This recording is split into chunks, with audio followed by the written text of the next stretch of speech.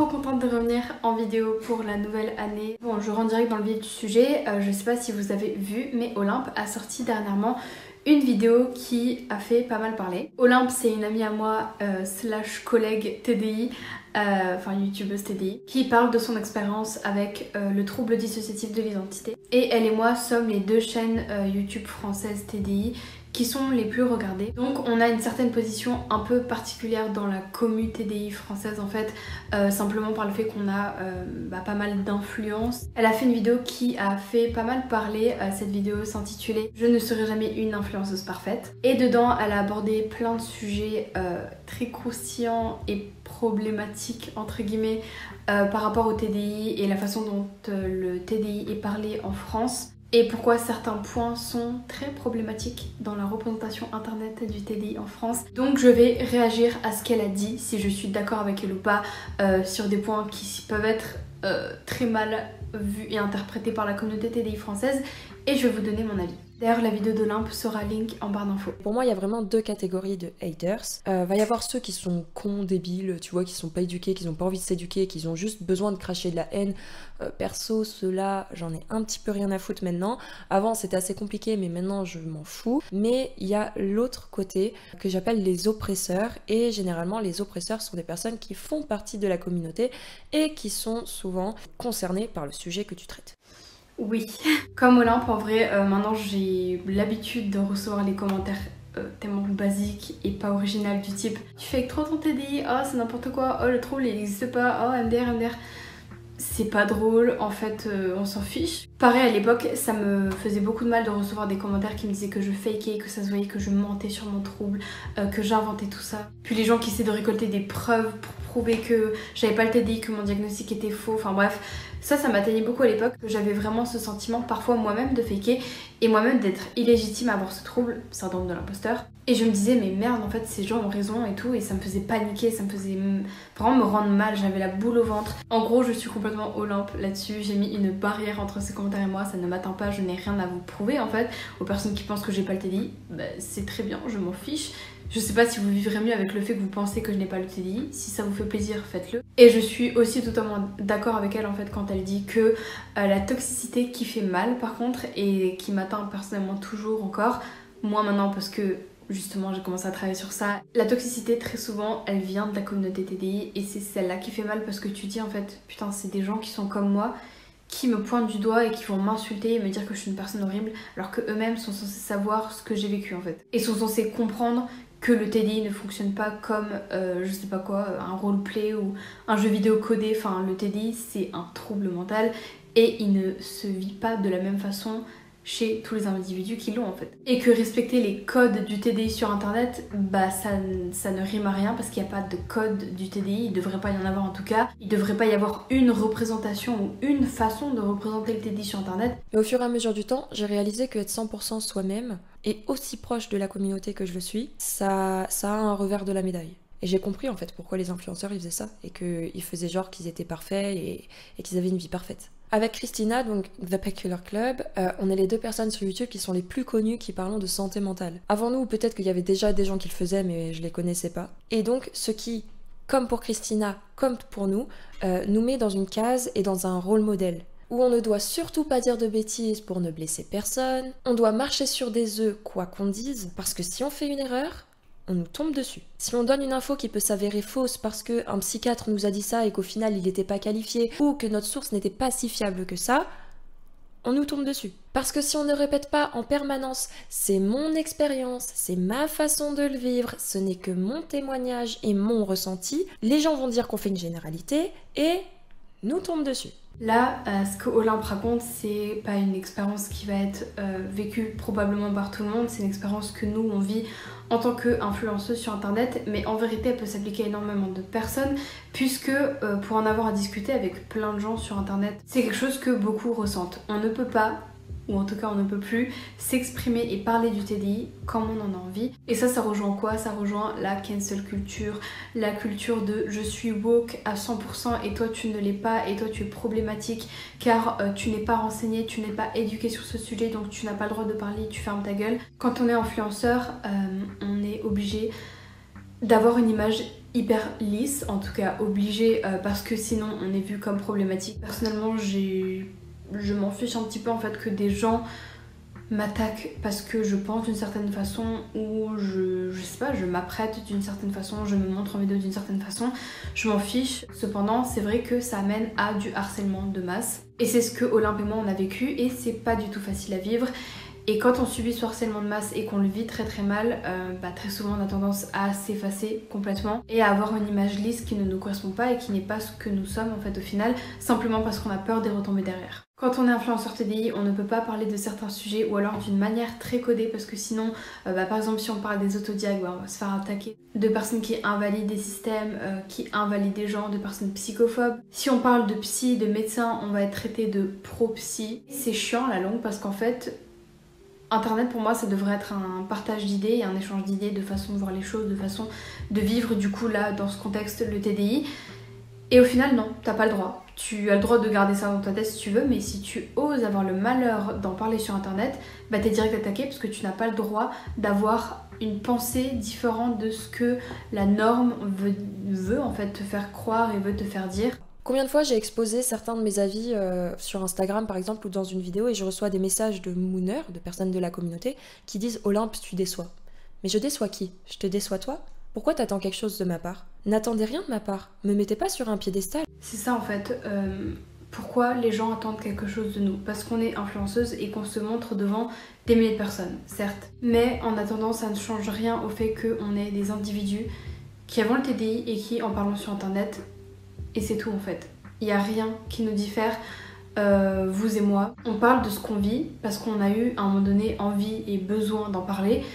Et c'est tout en fait. C'est pas parce que je suis suivie par 73 000 personnes et Olympe par 130 000 et quelques personnes qu'il faut attendre quelque chose de nous en particulier, qu'on doit en vidéo représenter tous les systèmes existants, toutes les façons de vivre le TDI, tous les prismes du TDI, tout ce genre de choses. Non en fait, nos chaînes ne sont pas destinées à être une encyclopédie du TDI et de tous les prismes du TDI et de la façon dont l'entièreté de la population les vit en fait. Si je parle pas de système polyfragmenté, pourquoi est-ce qu'on vient m'attaquer? Parce que je ne parle pas de système polyfragmenté par exemple. Je fais pas partie d'un système polyfragmenté.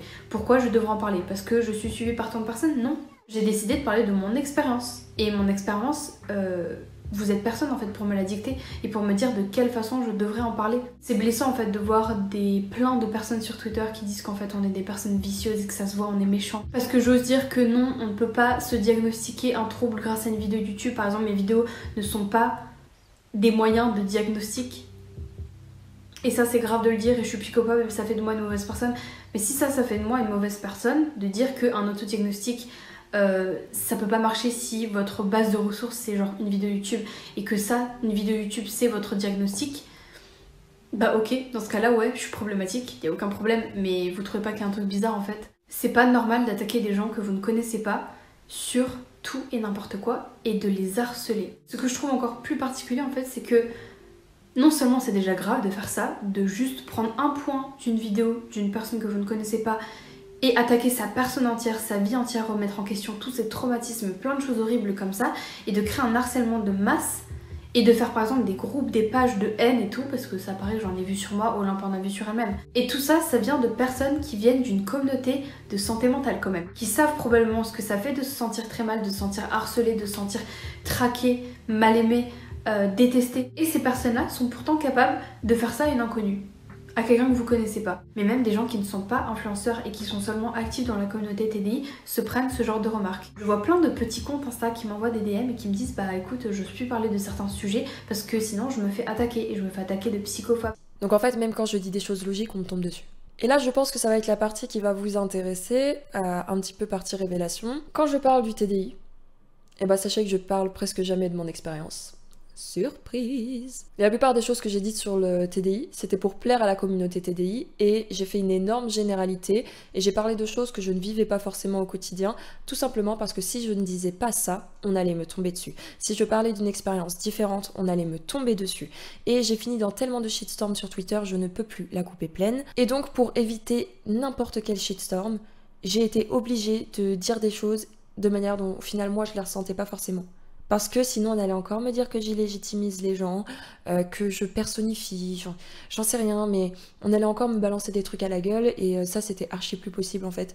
Ça, c'est quelque chose qui m'est totalement arrivé. À force d'être tout le temps dans la communauté TDI sur internet, d'être tout le temps plongée dans ça avec TikTok et tout, de voir tous les gens parler de TDI en des termes très spécifiques, ça mettait beaucoup de pression. À côté, je recevais énormément de harcèlement par rapport à ma façon de parler du TDI, de nous-mêmes en tant que système, etc. J'ai commencé à ressentir beaucoup de pression et un peu inconsciemment, en fait, sans me rendre compte, comme Olympe, je me suis effacée et notre système s'est effacé pour coller à l'image du TDI parfait, l'image du TDI qu'on aime voir sur internet, pour se protéger en fait. Et ça, vous pouvez le voir clairement sur notre chaîne, parce qu'au fur et à mesure du temps, les haltères de notre système ont posté de moins en moins de vidéos, jusqu'à un moment où il n'y avait plus de vidéos d'haltères pendant même plusieurs mois je crois. On était beaucoup moins actifs aussi à cause de tout ça. Sur les réseaux sociaux, on a arrêté complètement les vidéos TikTok à cause de ça, parce que c'était trop en fait. C'était extrêmement fatigant. Pas pouvoir être soi-même, et que être soi-même et être notre système tel qu'on était, ben c'était pas suffisant et c'était pas acceptable selon internet. Je pense à des trucs tout bêtes comme déjà les noms de système. C'est hyper courant et presque obligatoire quoi d'avoir un nom de système, c'est-à-dire un nom pour regrouper voilà, tous les haltères. Olympe par exemple en a un, c'est Olympe. Zelena, bah, c'est Zelena. Et plein de systèmes comme ça ont des noms de système et c'est super cool d'en avoir. Mais c'est pas obligé d'en avoir en fait. Et plein de gens, même des petits créateurs, des petits comptes, des gens qui ont le TDI tout simplement sur internet viennent me voir et me disent mais est-ce que c'est obligé d'avoir un nom de système? Comment on fait pour en avoir un? Est-ce que c'est censé venir consciemment, inconsciemment? C'est pas du tout obligatoire en fait quand on a le TDI d'avoir un nom de système. Nous on en a pas. Et pendant un moment on a pensé qu'on était censé en avoir un. Et on commençait à chercher des noms, à chercher des trucs et ça venait pas parce que c'était pas naturel en fait pour nous. On n'a jamais eu de nom de système et on fonctionne très bien comme ça. Plein de gens me disaient mais dans ce cas-là c'est pas normal, tes pauvres haltères, ils ont pas de nom pour se sentir inclus, tu invalides leurs ressentis et tout, mais déjà vous êtes personne pour dire ce qui invalide les propres haltères de mon système. Si je vous dis et que les haltères vous disent que quand vous êtes dans le doute et que par exemple vous nous croisez dans la rue, vous ne savez pas comment vous devez nous appeler, que nous appeler Christina, qui est le prénom de l'autre, mon prénom, moi. Ce n'est pas grave et au contraire c'est normal pour nous et pour nous c'est sécurisant pour tous les haltères du système d'être d'abord appelé Christina si vous ne savez pas qui est en front. C'est que c'est normal pour nous. Et c'est comme ça que ça doit se faire pour nous. Les haltères, très souvent dans notre système, ne veulent pas montrer qu'ils sont là et qu'ils sont au front. Donc, utiliser le prénom de l'autre, Christina, notre prénom de naissance, voilà. Très sécurisant en fait pour nous. C'est un prénom qui nous protège, qui nous a toujours protégés. C'est une sorte de bouclier pour nous. Et pour plein d'autres choses comme ça, le fait que par exemple, on ressente les haltères comme des individus totalement à part entière, des personnes de notre famille, etc. Bah pour moi c'est pas le cas en fait. Je vois pas mes haltères comme des membres de ma famille, je vois pas mes haltères comme des gens à part entière dans ma vie, comme je sais pas ma meilleure amie, mon copain, ma soeur. C'est pas le cas en fait et ce sera jamais le cas parce que ce sont des haltères, ce sont pas des individus humains. Et dire ça sur internet, dans la communauté TDI, c'est hyper problématique. Et dès que tu dis ça, les gens vont te dire que tu invalides les gens qui ont le TDI, c'est hyper violent et tout. Mais non, c'est pas violent en fait, c'est une réalité. Il faut peut-être un jour se confronter à cette réalité-là. Les haltères ne seront jamais des individus à part entière, en fait. Ce sont des créations du cerveau. Et dire que ce sont des créations du cerveau, on m'a déjà attaqué pour ça et on m'a traité de psychophobe. Je le rappelle quand même, mais le TDI, c'est un trouble en fait. C'est littéralement quelque chose qui est créé par le cerveau, c'est une réaction du cerveau. C'est quelque chose de scientifique, c'est pas un super pouvoir, c'est pas des âmes qui ont atterri dans votre corps, des individus qui ont fusionné entre eux, des âmes qui s'entremêlent, je sais pas quoi. Non, c'est une création du cerveau. C'est pas parce que je dis aussi que c'est une création du cerveau que c'est une invention ou une hallucination, que c'est quelque chose qui n'existe pas. Ça existe clairement, mes haltères existent. Mais ils n'existent pas au même titre que ma soeur existe, mon copain existe, mon père existe. Non. Donc au final, toutes ces parts, tous ces haltères dans notre système, c'est moi en fait. C'est moi, c'est nous, c'est mon cerveau. Et c'est comme ça que je le vis, et c'est comme ça que j'ai toujours vécu. Sauf que pendant un moment, je m'autorisais plus à le dire en fait. J'autorisais plus à dire que bah c'était des parts de moi. Alors que c'est littéralement le cas. C'est littéralement des parts de mon cerveau. Alors après, si vous le ressentez de façon différente et que ça vous aide à voir les haltères comme des membres de votre famille, des gens à part entière et tout, c'est très bien parce que Pour moi, selon moi, n'importe quoi qui vous fait vous sentir mieux et vous aide, c'est une très bonne chose pour vous. Mais ne l'appliquez pas sur les autres, ne le forcez pas sur les gens. Et ne dites pas que ça c'est la règle générale et vous devez vous plier à cette règle-là. Non. Olympe en parle un peu plus tard dans la vidéo, mais pareil pour les alter little. Un alter enfant, ce n'est pas un enfant. Un alter little, c'est une représentation d'un enfant, une création, une reproduction d'un enfant, mais qui a quand même un cerveau d'adulte, un cerveau qui est développé. C'est votre cerveau, il shifte pas, il se modifie pas, il se transforme pas. Quand vous avez un switch avec d'autres haltères, le cerveau reste là, il est en place, enfin voilà quoi. Alors certes, quand t'as un little front, il va pas forcément avoir accès à toutes les connaissances du cerveau. Cet alter little n'est pas pour autant littéralement un enfant. Ce n'est pas un enfant, c'est un alter enfant.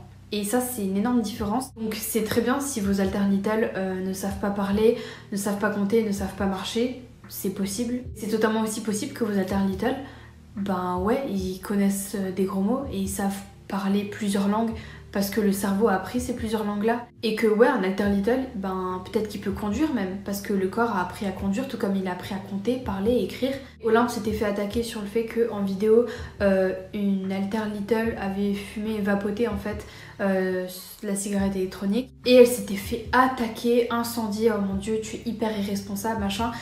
Alors oui, elle serait hyper irresponsable si c'était son enfant de 4 ans qui était en train de fumer une clope. Oui, là ce serait extrêmement grave. Mais c'était pas une enfant de 4 ans qui était en train de fumer une clope, c'était une alter little qui était en train de fumer une vapoteuse.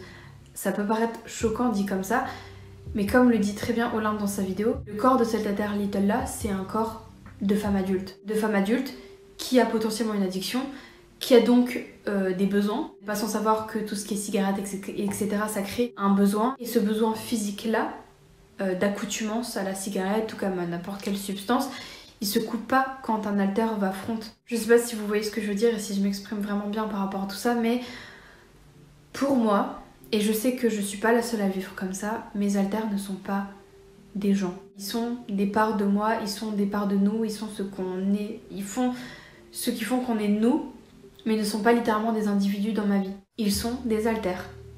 Et des alters, c'est des parts, littéralement, créées par notre cerveau. Et c'est tout ce que c'est scientifiquement, et c'est déjà très très bien. Et oui, j'aime énormément mes alters. Ils font partie de ma vie, ils font partie de mon quotidien. Ils ont marqué ma vie. Ils sont là depuis très très longtemps forcément, et ils sont très importants pour moi.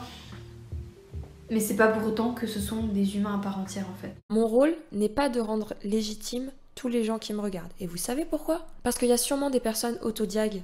Alors, les autodiag, c'est vrai que un bon pourcentage des autodiag s'avère être vrai quand tu vas les faire analyser, enfin tu vas les faire confirmer par un psychiatre.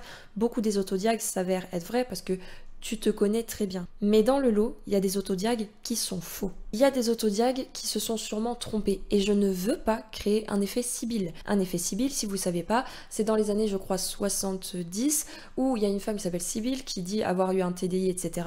Et quand il y a son livre qui est sorti, tous les gens qui l'ont lu, tout d'un coup, ils ont eu un TDI. Et il y a eu une vague de gens qui prétendaient avoir un TDI.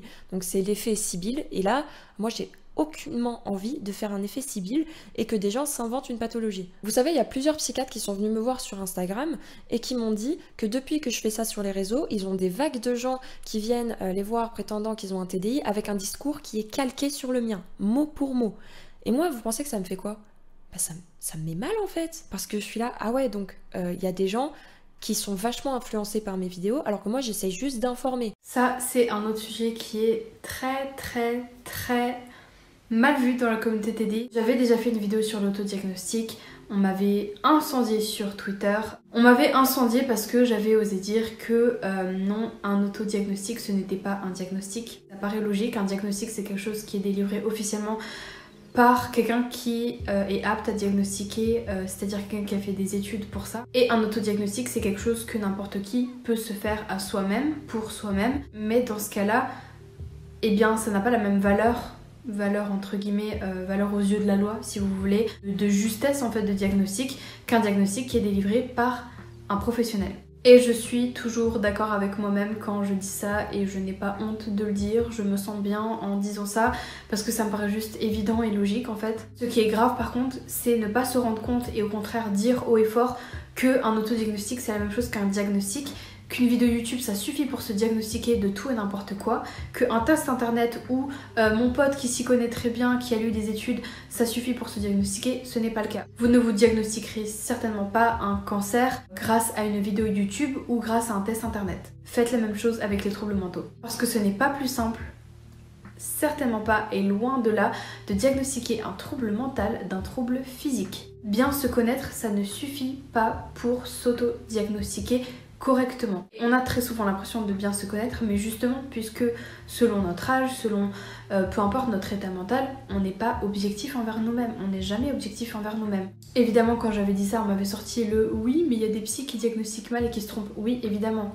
il y a des erreurs de diagnostic. Ça existe et ça existera toujours, que ce soit pour les troubles mentaux ou les troubles physiques. Et c'est pas parce qu'un psy peut mal diagnostiquer un patient dans sa carrière ou peu importe que ça va être une généralité et que tous les psys sont mauvais, que tous les psys vont mal vous diagnostiquer, que tous les psys vont vous traumatiser. Parce que quand j'avais dit du coup que il est important de voir un psy pour avoir un diagnostic et être sûr de ce qu'on a, on m'avait traité de pro-psy. Et comme le dit très bien Olympe dans sa vidéo, pro-psy, c'est débile en fait, comme truc. Ça n'a aucun sens. Si t'as une douleur à la poitrine et que je te conseille d'aller voir un médecin pour savoir ce que t'as, je suis pro-médecin. Enfin, c'est censé être quelque chose de négatif en fait. Si vous avez un problème d'ordre mental, bah vous allez voir un psy.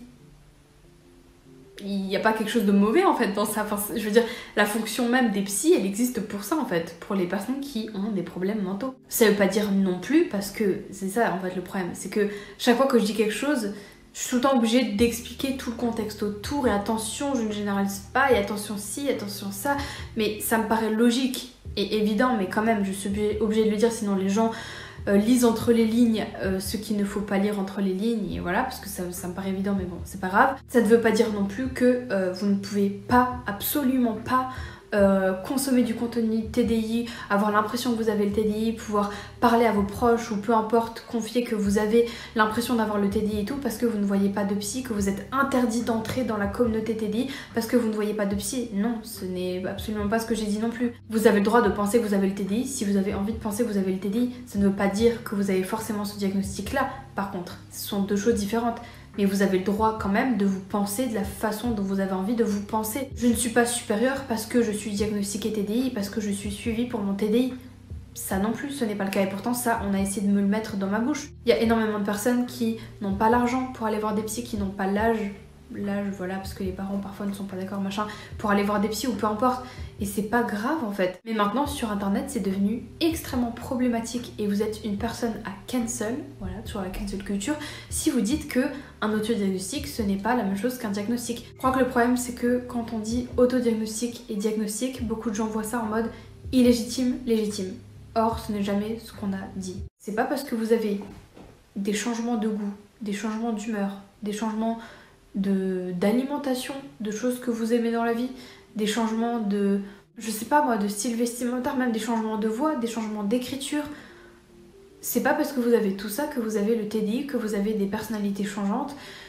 Non, un humain, ce n'est pas linéaire. Un humain, ça s'adapte, un humain, c'est changeant. Un humain, ça a des sautes d'humeur aussi. Un humain, ça évolue, tout simplement. Et combien de fois j'ai reçu des mails ou des messages de gens qui me disaient « Ok, à ton avis, est-ce que j'ai le TDI ou pas ? Je pense que j'ai le TDI parce que... bah voilà, avant j'adorais faire ce type de make-up et machin, et je vous jure que c'est vrai, j'ai reçu énormément de messages comme ça. Et ça me dérange pas de recevoir ces messages-là, enfin évidemment, je vois bien que ces personnes-là sont un peu perdues, elles savent pas quoi penser, elles me demandent des conseils, et je leur réponds toujours gentiment que bah attention, c'est pas parce que tu vis ça que tu as le TDI, parce que ça peut être représentatif d'un milliard de troubles. C'est pour ça que c'est très difficile de diagnostiquer le TDI en fait, parce que déjà il faut avoir une certaine objectivité pour pouvoir le diagnostiquer, et aussi énormément des symptômes du TDI sont des symptômes qu'on retrouve dans plein d'autres troubles, que ce soit l'amnésie, les changements d'humeur, les ci, les ça. Tout ça en fait c'est présent dans plein d'autres troubles. Donc comment vous pouvez penser que vous avez le TDI et pas un autre trouble?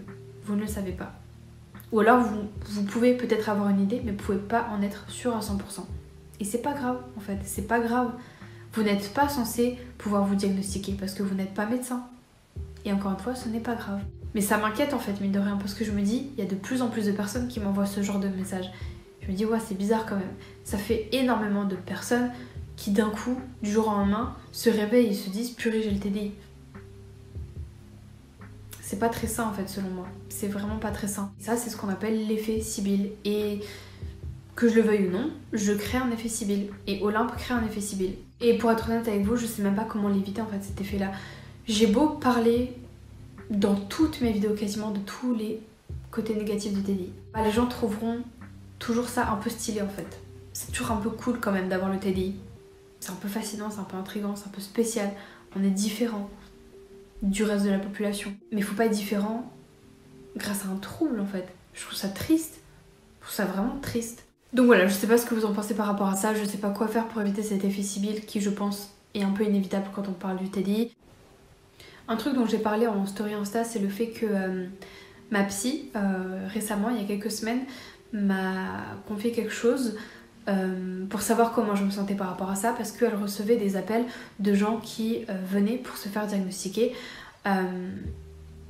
du TDI, qui étaient des abonnés à moi, et qui, je ne sais même pas comment, avait réussi à trouver que c'était elle, ma psy, alors que je n'ai jamais prononcé son nom nulle part, mais je suppose en faisant des jeux de recherche, d'élimination, en fait, en procédant par élimination. Certains ont réussi à tomber sur le gros lot, et étaient là en mode ah c'est bien vous la psy de The Peculiar Club, je suis pas sûre mais selon ce qu'elle a dit, où vous êtes situé et machin et tout, je pense que c'est vous, machin, vous pouvez me diagnostiquer TDI et tout. Et je lui ai dit à la psy que ça oui ça m'était mal à l'aise. Elle me l'a demandé parce qu'elle voulait savoir si par rapport à moi j'étais à l'aise avec le fait qu'elle voit toutes ces personnes là, qu'elle les suive. Évidemment elle ne peut pas parce qu'en plus elle est overbookée, voilà. Je trouve ça génial qu'elle m'ait demandé mon consentement par rapport à ça parce que ça peut aussi me mettre assez mal à l'aise en fait.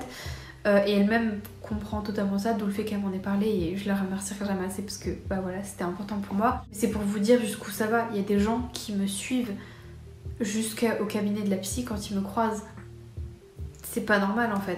Déjà par rapport à moi ça me met extrêmement mal à l'aise, s'il vous plaît ne faites pas ça, ne suivez pas les gens jusqu'à leurs rendez-vous médicaux parce qu'en fait en plus déjà quand je vais à la psy je suis dans un mindset assez particulier quoi. Je vais à la psy, je vais potentiellement parler et pleurer des choses les plus difficiles de ma vie. Et c'est ma sphère privée en fait, c'est ma petite bulle à moi, ma petite bulle de sécurité. Quand je vais à la psy, c'est pour essayer de guérir, pas pour faire un meet-up. C'était un assez gros point sur l'effet Sibylle, mais pour moi il était important de le mentionner.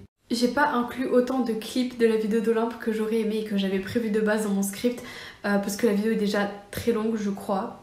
Ça fait un moment que je filme là en fait. Mais je pense que j'ai parlé de la majorité des choses dont je voulais parler par rapport à la vidéo d'Olympe. Mais c'était une vidéo hyper intéressante qu'elle a fait et surtout très libératrice je trouve. Que ce soit par rapport à la communauté TDI et par rapport à mon point de vue d'influenceuse aussi, qui est le même rôle que je joue qu'elle. Il y a beaucoup de pression surtout quand on lit santé mentale à harcèlement de masse et tout, c'est vraiment compliqué et pas agréable.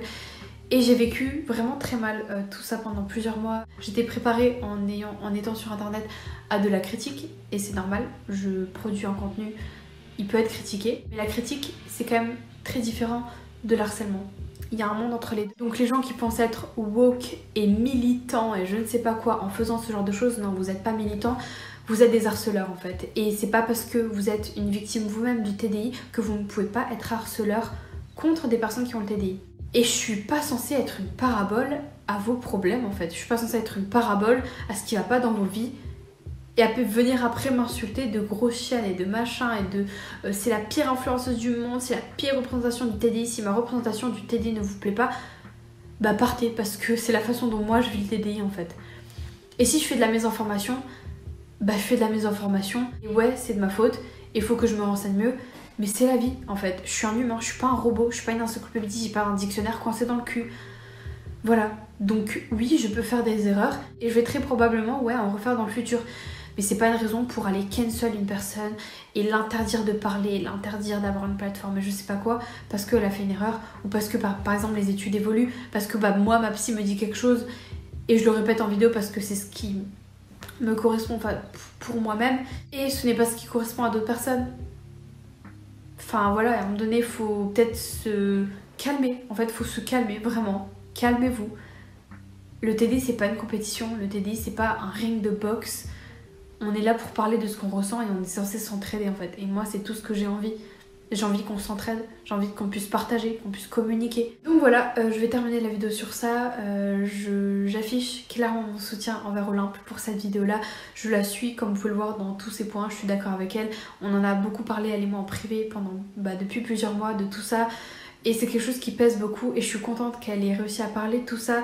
Et c'est génial qu'on ouvre encore un peu plus la parole sur tout genre de choses. Encore bravo à toi Olympe pour cette vidéo-là. Et je t'aime très fort et je te soutiens comme je te l'ai dit en privé et comme tu le sais de toute façon. Allez voir sa chaîne qui sera en barre d'infos. Si vous voulez nous suivre, nous, sur Instagram, n'hésitez pas à le faire. Si vous voulez nous soutenir financièrement grâce à Patreon, n'hésitez pas à le faire aussi. Si vous voulez vous abonner à cette chaîne, faites-le s'il vous plaît. Ça m'aide à pouvoir grandir notre communauté et à pouvoir faire plus de vidéos, plus de contenu là-dessus. Et je vous fais plein de gros bisous.